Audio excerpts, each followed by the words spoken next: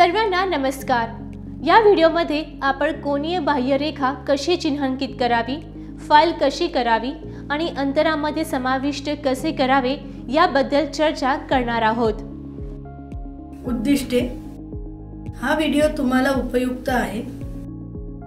1 ±5 मिनिटाच्या अचूकतेसह भाग ए आणि बी वर कोनीय बाह्यरेषा चिन्हांकित करा। 2 फाईल भाग ए आणि बी फिटिंगसाठी H7 G6 ची अचूकता राखा। 3 फिट इन्सर्ट करा। हे प्रात्यक्षिक करण्यासाठी लागणारी साधने आणि साहित्य यावर चर्चा करूया। वर्नियर हाइट गेज 1 नंग, वर्नियर बेवल प्रोटेक्टर 1 नंग, वर्नियर कॅलिपर 1 नंग, स्टील रूल 300 मिलीमीटर 1 नंग, स्क्राइबर 1 नंग, फ्लॅट फाइल 12 इंचेस 1 नंग, डॉट पंच सेंटर 1 नंग, बॉल पिन हॅमर 250 ग्रॅम 1 नंग। 3 या प्रॅक्टिकल साठी जॉबच्या क्रमाची चर्चा करूया। कच्चा माल आकारमानानुसार कापून घ्या। उजव्या कोनात फाईल करा आणि वर्नियर हाइट गेज आणि वर्नियर बेवल प्रोटेक्टर सह भाग ए आणि बी चिन्हांकित करा।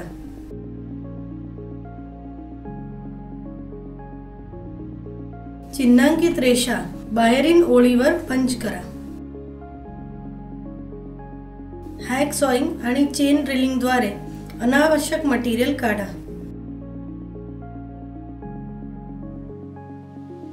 फाईल भाग ए आणि बी ±0.02 mm च्या रेखीय अचूकतेसह आणि ±5 मिनिटे कोनीय।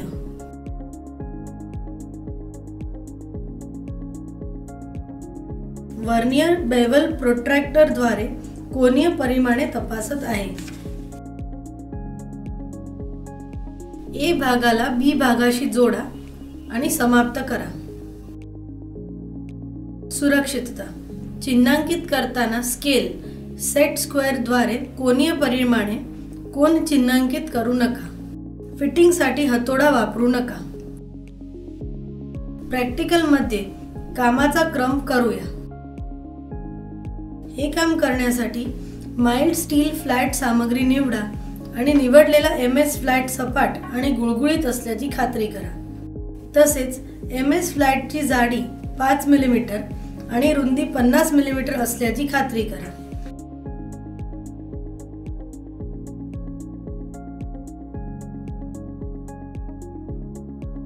वर्कबेंचवर MS फ्लॅट ठेवा। ट्राय स्क्वेअरच्या मदतीने फ्लॅटची बाहेरील बाजू सरळपणासाठी तपासा। फ्लॅटची बाहेरील बाजू सरळ नसल्यास स्क्राइबरच्या मदतीने सरळ रेषा चिन्हांकित करा। वर्नियर कॅलिपरच्या मदतीने फ्लॅटवर 72 मिलीमीटर लांबी मोजा आणि रेखा दृश्यमान होईपर्यंत स्क्राइबर वापरून एक रेषा काढा। आता बेंच वाईज वर वर्कपीस फिक्स करा आणि लिव्हर वापरून घट्ट ठेवा, जेणेकरून वाईसने जॉब घट्ट धरून ठेवले। हॅकसॉ फ्रेमच्या मदतीने 72 मिलीमीटर साठी फ्लॅट कट करा।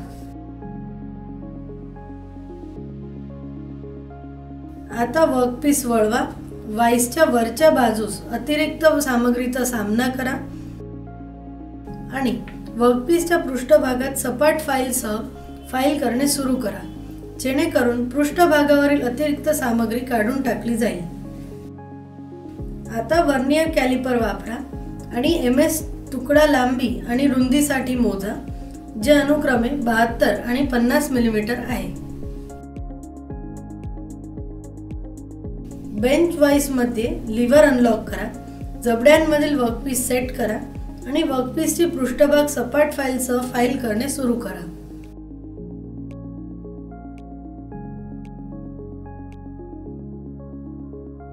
वर्कपीस फाईल केल्यानंतर वर्नियर हाइट गेजवर नेला जातो।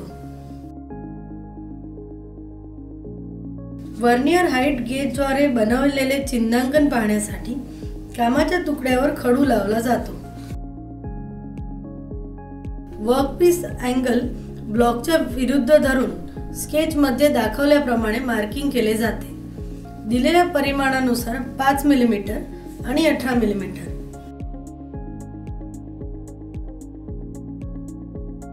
वर्नियर बेवल प्रोट्रॅक्टरच्या मदतीने दिलेल्या परिमाणानुसार कोन 80 आणि 70 अंशासाठी चिन्हांकित करा.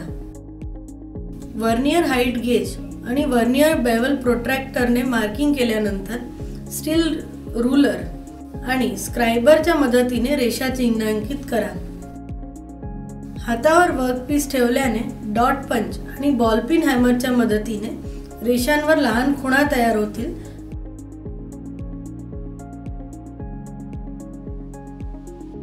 ज्यामुळे कटिंग करणे सोपे होईल.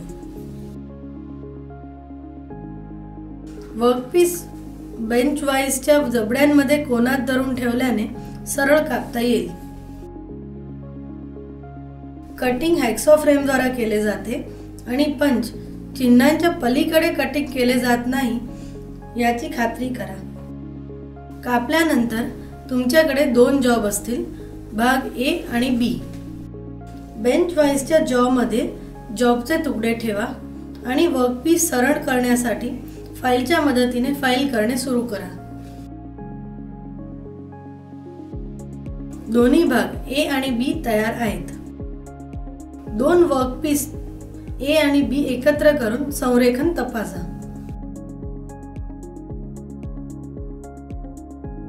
एक वर्नियर कॅलिपर घ्या आणि अचूकता तपासा. भाग ए आणि भाग बी दोन्ही भागांच्या प्रत्येक आकाराचे परिमाण तपासा. वर्नियर बेवल प्रोट्रॅक्टर घ्या आणि कोनाची अचूकता स्केचनुसार 70 आणि 80 अंश तपासा. H7 G6 च्या मानांकानुसार ए आणि बी या 2 भागांमधील क्लिअरन्स तपासा.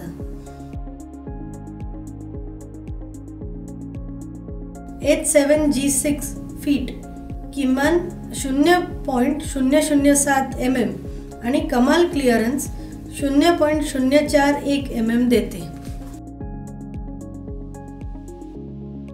या व्हिडिओमध्ये आतापर्यंत आम्ही कोनीय बाह्यरेखा, फाईल कशी चिन्हांकित करायची आणि दिलेला परिमाण स्केचानुसार अंतरामध्ये इन्सर्ट कसे बसवायचे याबद्दल चर्चा केली आहे. मला आशा आहे की हा व्हिडिओ पाहिल्यानंतर तुम्ही हे व्यावहारिकपणे करू शकाल.